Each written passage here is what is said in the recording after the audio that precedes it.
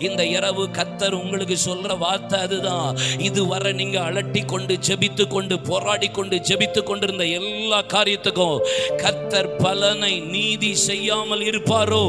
மெய்யாய் நீதி செய்வார். உங்க செய்கைக்கு தக்க பலன் பூரணமா இருக்கும். எப்படி இருக்கும்? பூரணமா இருக்கும். நீங்க எது செஞ்சாலும் அதுக்குரிய பலன் பூரண பலன், அறகுறையா இருக்காது. பூரண பலன், பூரண பலன். ஆமென். நீ என்னென்னலாம் ஆண்டவருக்காக பிரயாசப்பட்டீங்களோ, ஜெபித்தீங்களோ, ஊழியம் செஞ்சீங்களோ, கொடுத்தீங்களோ, அழுதீங்களோ, புலம்புனீங்களோ, சுவிசேஷம் சொன்னீங்களோ, என்னென்னலாம் விதைச்சீங்க அதை எல்லாத்தையும் கர்த்தர் இந்த வருஷத்துல இந்த ஊழியத்துல உங்களுக்கு கர்த்தர் கம்பீரமாய் அறுக்க பண்ணுவாராக. அந்த பலன் பூரண பலனாய் இருப்பதாக.